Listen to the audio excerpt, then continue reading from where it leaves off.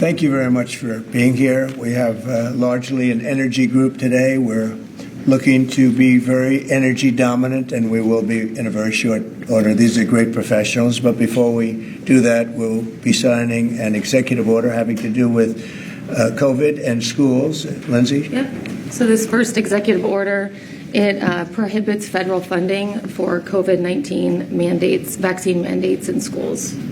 Okay, and that will meaning they want to clear that up, Yep. the discrepancy. So any schools that require students to be vaccinated with COVID-19 shot, then there's no more federal funding. So. Okay.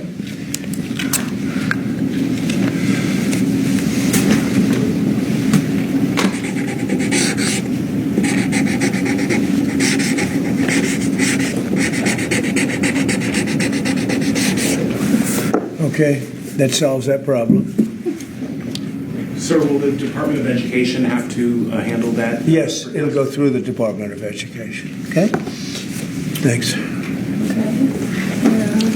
Can I make one comment, Mr. President? Yes, please. As a father of 9, thank you. We should have parental freedom to decide what vaccines our kids take, as opposed to school systems and governors forcing upon the people that love these kids the most, which is the parents. So thank you for citing that. Great. Thank you very much. People wanted that very badly. Okay.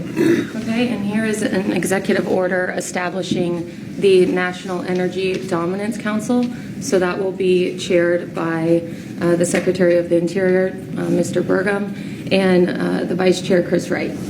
And so this will reduce costs with respect to energy, establish American independence with energy, and also unleash energy dominance. Good. Thank you. And this is a big deal. We have more energy than any other country, and now we're unleashing it, to put it nicely. And I'd like to ask Doug, you're going to be heading it up. You and Chris, would you say a few words about it, please? Yeah, absolutely, sir. Good afternoon. President Trump wisely understood that under the Biden administration, there was a war against American energy, and today that war officially has ended. President Trump on day one declared a national energy emergency.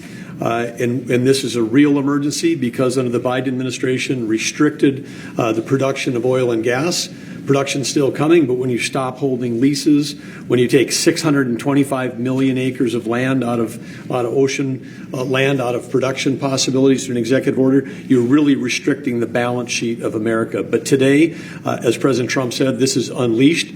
The National Energy Dominance Council will be made up, all the folks that are standing beside me here, other cabinet leaders, and many more, represent President Trump's wise decision that we need a whole-of-government approach to unwind. The Biden administration had a whole-of-government approach that had the war against U.S. energy. Now we need to turn that around 180 degrees and unleash that potential. We've got to unleash it from the Gulf of America all the way up to Alaska. We have amazing resources in this country, and we haven't been getting a return on them. Many of these are under public lands.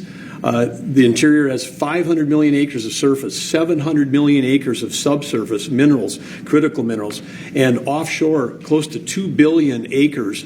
And that balance sheet is the biggest balance sheet in the world, and it's been completely underutilized. Everybody knows we have $36 trillion in debt as a country, but no one knows how many hundreds of trillions of dollars of assets we have. And President Trump is asking us to go get a return on that investment for the American people. And with that, we're going to have prosperity at home with lower prices, and we're also going to have peace abroad. Because the wars that we've been engaged in, or our allies have been fighting over the past few years, have been funded by the oil sales of our adversaries.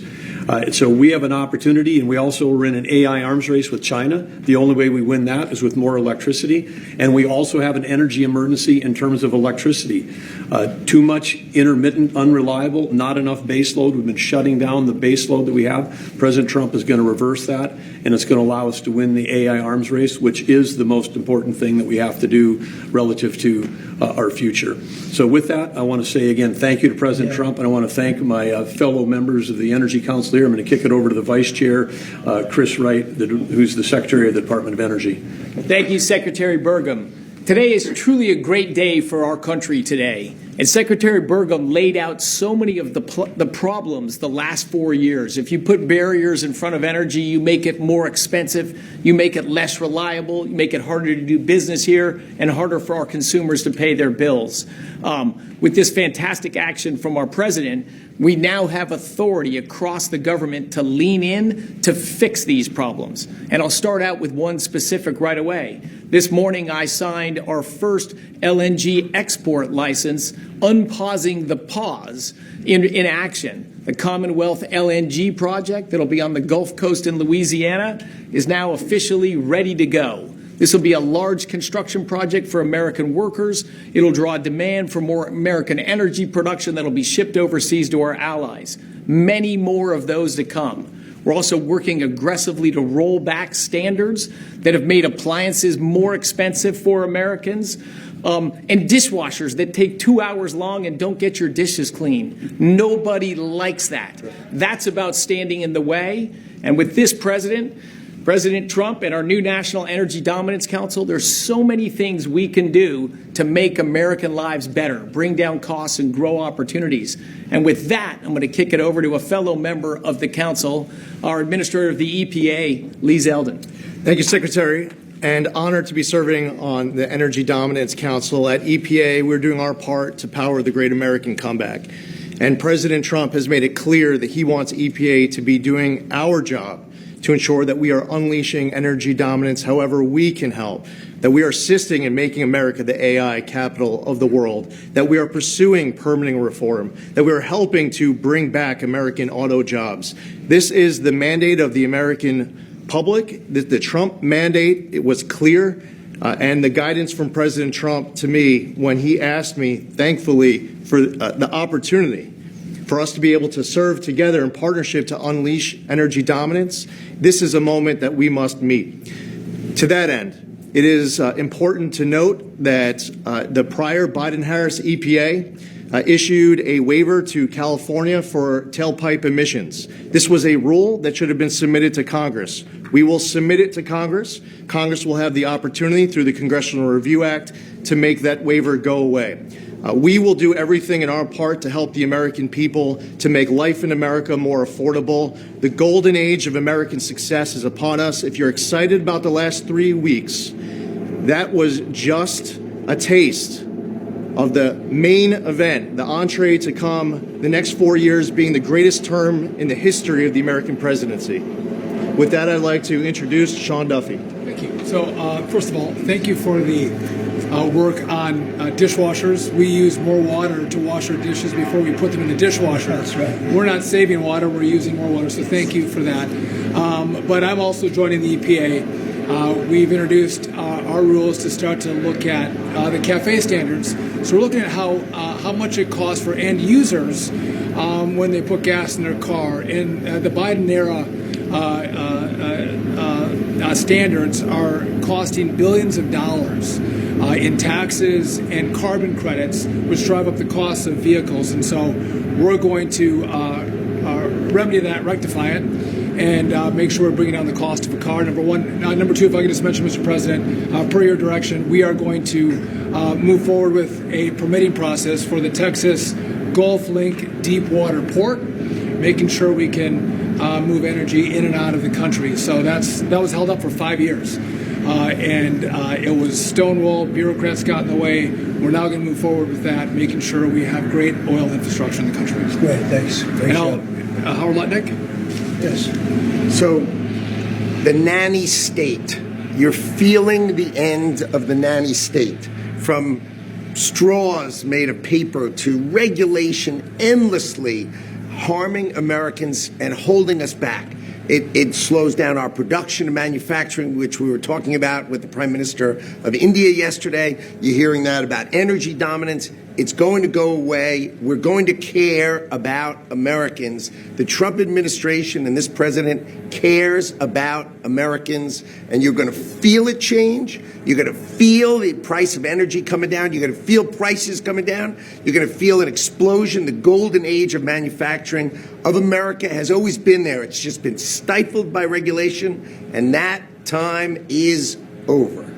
Thank you very much, Howard. please. Mr. President, I just want to say that you've built such an incredible team, and Secretary and Chairman Burgum, that he's been working on this his whole life. And so what I expect you to see, sir, is action as early as next week that is going to shock people about how good it is for Americans. And so thank you for your leadership, sir. Thank you very much, Kevin. And we are also working on a project that has been under wraps for 20 years. Everybody wanted it. It's been held up by New York. It's a pipeline that will bring down the energy prices in New York and in all of New England by 50, 60, 70%. It should have been done years ago. We'll be speaking to New York, and the New York is actually the biggest beneficiary because their energy costs are very high. This will reduce them very substantially. But all of the governors want this to happen, and I think it's going to happen. It's now going to happen. It's something that's would rather not have to go eminent domain. We'll do that if we have to in New York, but hopefully we won't have to do that. This, again, will bring down energy prices in New England by numbers that nobody can even believe, probably 50, 60%, maybe even more than that. A lot of them don't even pay energy because they have no energy. They use logs. They go out and they cut down a tree. It's really a terrible situation. So we're going to get this done, and we can have it done once we start construction. We're looking at anywhere from 9 to 12 months, if you can believe it. It's going to go very rapidly. The other thing I'd like Doug to mention, the 635 million acres that Biden so viciously took out of our net worth. If you look at it from the standpoint of a company, you talk about net worth. They've destroyed our net worth. We're putting it back. It will be back as of this afternoon. And Doug, could you mention that? All of the millions and millions of acres that he just handed back to yes, nobody. The executive order by President Biden that wiped out these trillions from our balance sheet. President Trump signed an executive order instructing me as the Secretary of Interior to unban that ban, and that's been accomplished. And so those are back on the U.S. balance sheet. Okay. Sorry, which one is that? The 625 million acres of offshore that was banned from further lease sales.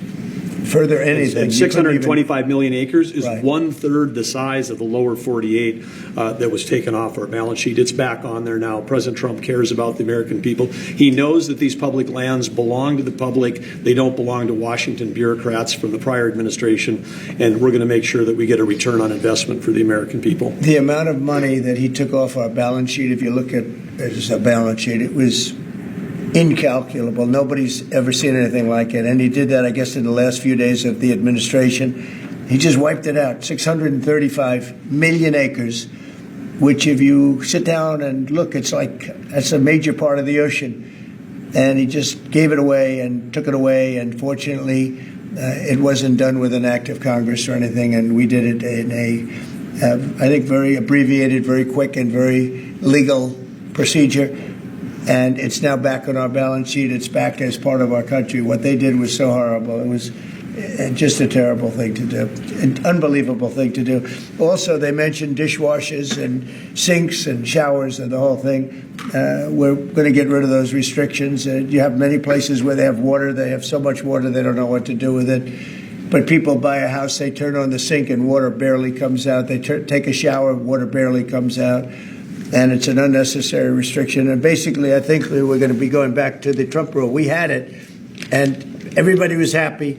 And then these people came in and they restricted it again. So we're going back, and we'll get it approved by Congress. In addition, we'll get it approved by Congress. So for 4 years, it's good, but we're going to get it permanently taken care of. And again, very environmentally friendly. But we want to be able to, when somebody turns on a sink to wash their hands or presses the button for a dishwasher, and there's barely enough water there's no water.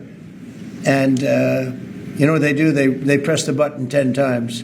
They run it 10 times. So it ends up costing a lot more. So I know you're working on that. And where are we on that?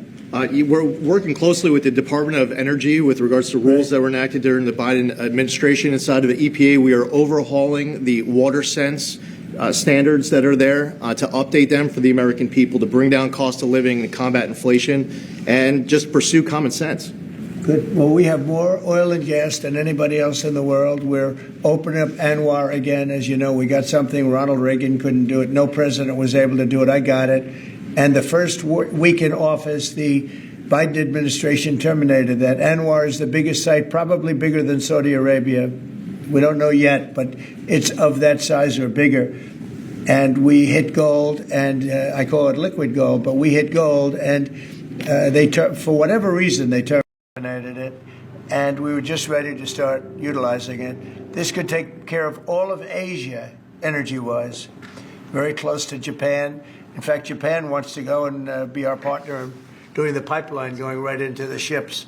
So they expressed tremendous interest. So did Prime Minister Modi of India. And just in closing, both Prime Minister Modi and the Prime Minister of Japan, both very good people, they said we couldn't make a deal. We couldn't get any energy. I mean, you wonder what was going on with our country. They couldn't make a deal to get any energy from the Biden administration. They just couldn't do it. There was nobody to deal with. They didn't know how to go about it. And they're very happy that we're here. But we're going to really benefit our taxpayers, and we're going to benefit our country. So I want to thank everybody for coming. This is a very big bill. This is really going to be energy dominant. We're going to be energy dominant like nobody else. And this doesn't even discuss all of the electricity that we're going to be producing for all of the AI plants. You know, they need double the electricity at least that we have right now. So you take all of our electricity that we have all over the country just for AI to do it right and to win that war, which we're leading by a lot because of what we've done over the last few weeks. We're leading by actually a lot. But if you take all of it, we have to double our electricity needs just for the AI, and that doesn't include the other technologies.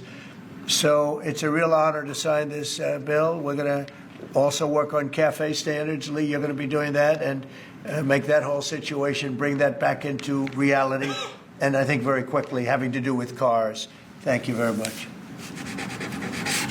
Did we cut any tariffs yesterday as part of your meeting, sir? No, but in 2 weeks we will have another one. Yesterday was very big. Reciprocal tariffs was very big, and I explained to the Prime Minister of India, Prime Minister Modi, very good man, his tariffs are very, very high. India's tariffs are among the highest. And I said, well, now, you know, we were very low. We were the lowest. They're just about the highest. There are others as high, but not much higher. And I said, no, from now on, what we do is what you charge us, we charge you. It's very simple. So whatever you're charging us, you can go as high as you want. Whatever you charge us, we charge you. Did he make any pledges? And I wouldn't say they were thrilled to hear that, but that's the way it is. Tariff, I told you, is a beautiful word. Fourth most beautiful. Did he make any pledges about BRICS nations not undermining the dollar? You had threatened 100% tariffs. BRICS, the BRICS nations, I think that's breaking up very rapidly. We said that if they're going to go and do anything to undermine the dollar, that includes China.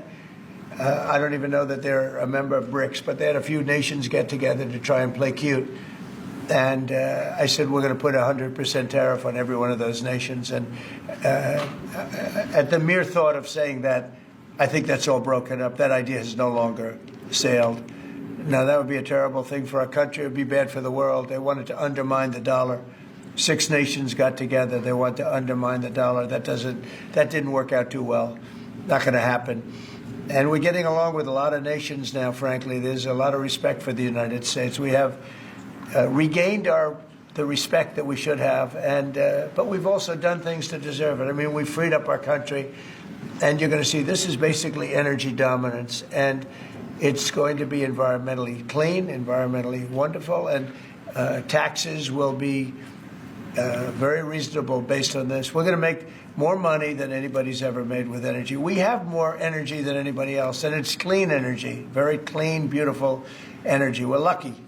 We have it. I call it liquid gold under our feet, and we're going to utilize it.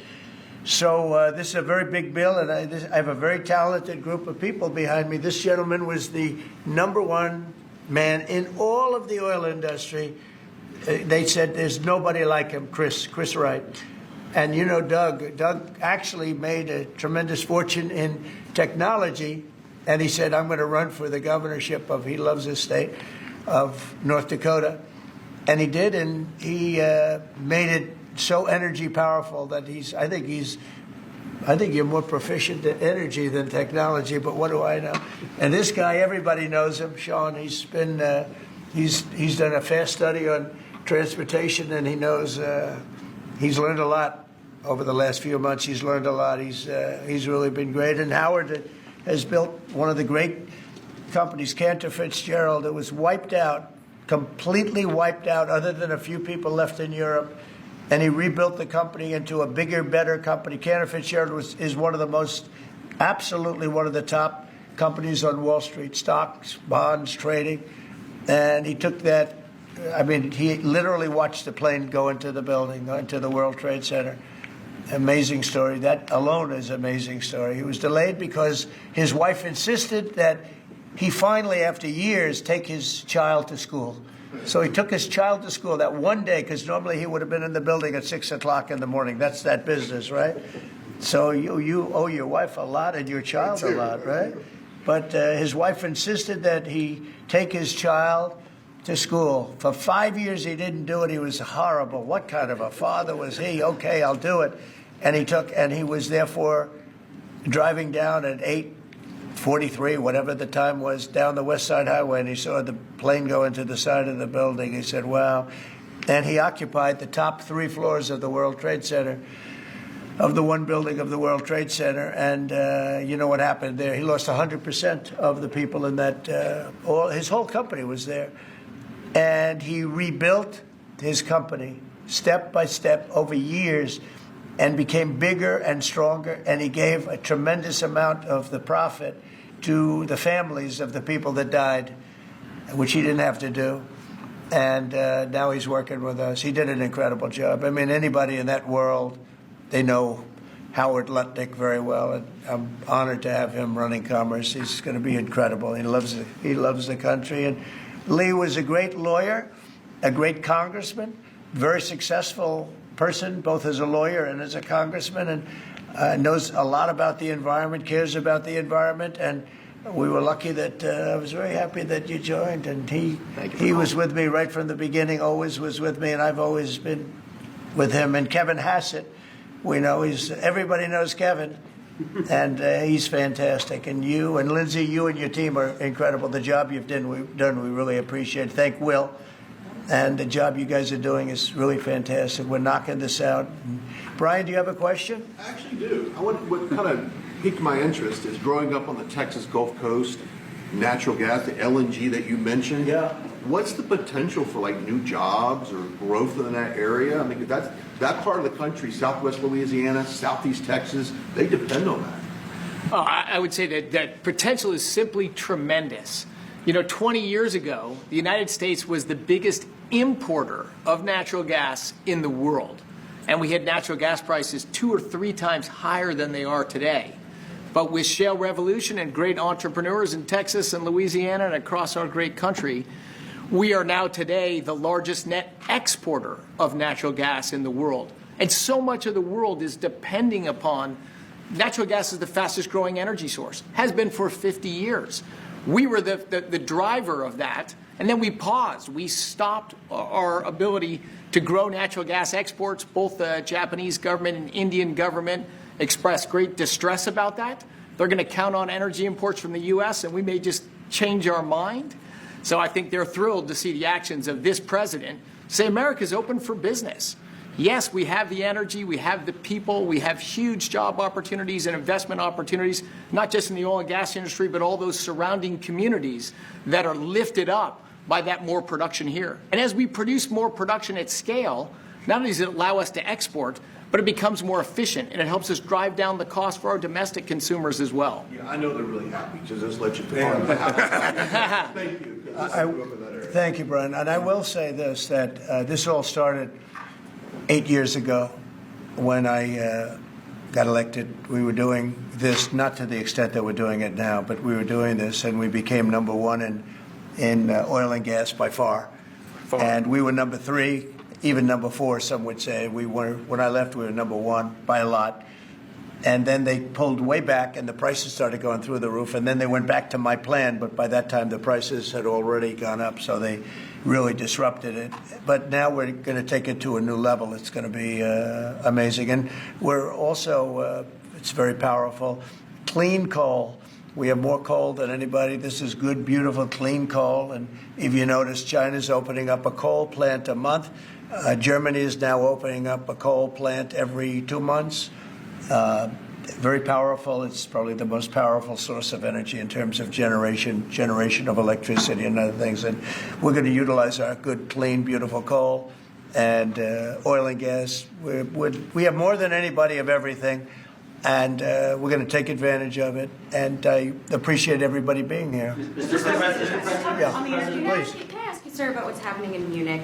Senator Roger Wicker shepherded Defense Secretary Hegseth through his confirmation. He got him through that process. And then he had some tough words for him overseas. He said it was a rookie mistake for Secretary Hegseth to outline what would or would not happen as far as Ukraine's membership in NATO goes. And then I haven't heard that. I mean, Roger's a very good friend of mine, and Peter's obviously, he's been doing a great job. Did you know I haven't heard. Let me look at. You tell me something. I have not heard about. The question I had is, were you aware of what Secretary Hegseth was going to say in his speech at NATO? Generally speaking, yeah. Generally speaking, I was. So I'll speak to Roger. I'll speak to Pete. I'll find out. Mr. President. On the Energy Dominance Council, that's for all forms of energy? Does that include All wind and forms solar? of energy, yep. And the pipeline you mentioned, sir, is that Constitution pipeline in New York? Yes. Can you? Is Yes. that the I project? believe so, right? Yes. Yeah, that's what it is. And, they've been trying to get it for 20 years. And what it means is for New York, upstate New York, and even everywhere in New York, also other states, but in particular New England, that New England will now, I think, will cut the energy prices, and big cuts in New York too, but cut the energy prices literally in half. We have the permits. We have permits that just about everything we need, a New York permit, and I would imagine they want to do it because their energy prices will come down so far. And it's a lot of jobs for New York. It's a great thing for New York. Everybody wants it. We'll be meeting with the various governors, Governor of New York, and the other governors too. And we can have it built in about 9 months, or let's say 1 year, but we can actually have it built in pretty close to 9 months. It's all set. We have most of the permits, almost all of the permits. And on just, you're prioritizing energy dominance today. You've also prioritized trade balance. The oil industry is a little worried about the steel tariffs. I mean, they put 20,000 feet steel in the ground at a well. How will you balance that? Is there a possibility? You're talking about steel and aluminum. Indeed, steel tariffs. So the steel, I saved the steel industry in my first term by putting on tariffs because China was dumping massive amounts of steel. Others also, but mostly China. And I put very substantial. We took in $600 billion worth of tariffs from China. No other president's taken up, literally haven't gotten 10 cents from China, not 10 cents. And hundreds of billions of dollars came in from China. And they understood it. They understood what I did. But the dumping stopped. And had I not done that, you wouldn't have one steel mill, I think I can say, not one steel mill operating in this country. And we need steel. We need steel. I mean, there are some things you have to have, and steel is one of them for military, et cetera. So I think steel is going to be very strong. It's going to be very strong. I think it'll go back to being really powerful. We saved it. We were talking about U.S. Steel last week. U.S. Steel would have been closed, totally closed. We saved it. And now it's going to become, I think, very, very profitable. The tariffs are going to save a lot of industries. Mr. President, U.S. Steel, can I just follow up on U.S. Steel? Just go very ahead, quickly, finish sir. If the Japanese company that's interested in U.S. Steel wants to take a minority stake as opposed to full ownership, is a that minority stake I wouldn't mind greatly, but what they're doing right now is they're going to be investors, and they're going to be investing in, I think, debt and various other things. But we didn't want to let U.S. Steel go to a foreign company. U.S. Steel was the greatest company in the world for a period of 15 years. It was, it was the big deal 80 years ago or so. And psychologically, we can't even think about letting that happen. But what is going to happen, and we've already seen it, you see it in the stock price, with the tariffs, U.S. Steel is going to be a real powerhouse again. Mr. Trump, if I could just follow up on Jackie's question about Munich. Vice President Vance's speech to the conference has ruffled quite a few feathers in Europe. What did he say to ruffle them? I don't know. He was talking about the freedom of speech and migration in Europe. Do you believe that European leaders have a fundamentally different view of the world than this administration's? Well, I heard his speech, and I tell you, you're talking about JD's speech, right? Yes, sir. I heard his speech, and he talked about freedom of speech, and I think it's true in Europe. It's losing. They're losing their wonderful right of freedom of speech. I see it. I mean, I thought he made a very good speech, actually, a very brilliant speech. Yeah. Europe has to be careful. And he talked about immigration. And Europe has a big immigration problem. Just take a look at what's happened with crime. Take a look at what's happening in various parts of Europe. I thought his speech was very well received, actually. I've heard very good remarks. And in regards to Ukraine as well, yesterday you mentioned that you thought Ukraine's NATO aspirations were one of the main reasons that the war broke out. Who do you blame for the war, Ukraine or Russia? Well, I think this. I think that there were a lot of people to blame. All I can say is very simply, if I were president, that war would never have happened. And you know what else wouldn't have happened? The Middle East wouldn't be all blown up, and October 7th wouldn't have happened either. Those two areas, you wouldn't have inflation, you wouldn't have October 7th, you wouldn't have Russia and Ukraine fighting. None of those things would have happened if I were president. So to follow up on the Middle East, earlier this week... Yeah, please. You mentioned auto tariffs the other day. Yeah. When do you plan to unroll those? Howard, I'd say over the next sometime, or maybe around April 2nd. I would have done them on April 1st. Believe it or not. I'm a little superstitious. No, literally, we had it planned for April 1st. I said, let's make it April 2nd. You know how much money that costs? That costs a lot of money just that one day. But we're going to do it on April 2nd, I think. Is that right? That's right. Okay. Thank you. The lead prosecutor in Eric Adams' case resigned today, saying anyone who didn't press forward would be a coward. What's your reaction to that and to the overall implication that politics were at play here? Well, I don't know about it. I mean, obviously, I'm not involved in that. But I would say this, that if they had a problem, and these are mostly people from the previous administration, you understand, so they weren't going to be there anyway. They were going to all be gone or dismissed. If not, they know on Tuesday they're all being dismissed. You know, the whole country is being, because what you do is you come in and you put new people in. So when you say resign, they're going to be gone anyway. But I know nothing about the individual case. I know that they didn't feel it was much of a case. They also felt that it was unfair with the election. Look, I would know that better than anybody because I was weaponized more than any human being in the history probably of the world. And I won the election in a landslide, winning all 7 swing states, winning the popular vote and everything else, because the people got it. It was weaponized, and I was weaponized literally weeks before the election. But I think there's also something to be said. I read that. There's something to be said for what they were doing. It looked to me to be very political. But why didn't they bring this up like 4 or 5 weeks ago, 6 weeks ago, or whatever it happened? You know, they just sat around and didn't complain. Then all of a sudden they complain, and they know they're all being dismissed anyway. So, you know, that's the way it is. That's called politics, I guess. Yeah, please. Earlier this week, you predicted that all hell would break loose if Hamas didn't hand over all of their hostages. What do you expect to happen tomorrow in terms of... I don't know what's going to happen tomorrow at 12 o'clock. It was up to me. I'd take a very hard stance. I can't tell you what Israel's going to do. But I watched the last people come out, and I looked at a before and an after picture. One guy was a big, strong, healthy guy.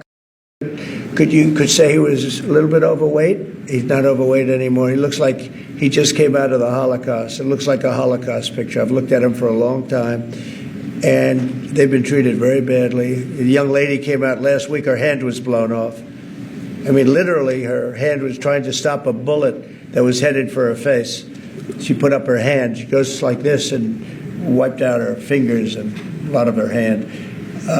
Now, I would take a different stance, but it depends. Look, it depends what Bibi's going to do. It depends what Israel's going to do. But and now I understand they've totally changed. Hamas has totally changed. They want to release hostages now again. But you have to see, this started by them saying, we're not going to release the hostages as we said we were.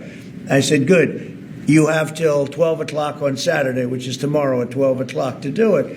And we didn't hear anything. Then all of a sudden, 2 days ago, they said, no, we've decided we're going to release the hostages. So, but I actually think they should release all of the hostages. Remember, they're probably as bad as they looked. I mean, I don't like to say that, but they looked real bad 4 days ago, 5 days ago when I saw them. And the young ladies that came out were treated really badly. You don't know what happened, but I do. They were treated really badly. But as bad as they look, the ones that follow probably will look a lot worse. I think they're sending out their most healthy. And they've been hit hard on that, Hamas. So they probably didn't want to release. But they changed their mind. I said 12 o'clock tomorrow, and all of a sudden, 2 days ago, yesterday, they said they're going back to releasing. But this all started by them saying, we are not going to release any more hostages. And then yesterday they said they are going to release the hostages. But I think they should release all of the hostages. About 75,000 workers took this deferred resignation. It's a little bit short of the 5 to 10% goal you were hoping to hit. Do you think you'll have to make up the rest of that number in layoffs? No, look, that's 75,000 more than we would have had. And nobody knows what that final number is because in the end, I think a lot of people aren't going to show up to work. A lot of people, they got used to staying home and quote, working. But, I wonder if they had other jobs or other things. They have a lot of problems with that. No, 75,000 is a lot of people. And we paid them well. We gave them a lot of months of severance pay, if you call it that. But no, I think you'll probably have some more, too, in addition. It's a big, tremendous saving for our government. We want to downsize government, but make it better. Run it better. But downsize, yeah, please. So, can I ask about the UK? I understand that you had a phone call with Keir Starmer yesterday. I did. I just signed a letter to him. He asked for a meeting, and I agreed to the meeting. We're going to have a friendly meeting. Very good. We have a lot of good things going on. But he asked to come and see me, and I just accepted his asking. Do you have a date for that, sir? And what do you hope to Very soon. I think he wants to come next week or the week after. And what do you hope to discuss? I don't know. It was his request, not mine, but... I've met him twice already. We get along very well. He's a very nice guy. Thank you very much, everybody. Thank you. Thank you very much. Appreciate it. Thank you, Brian.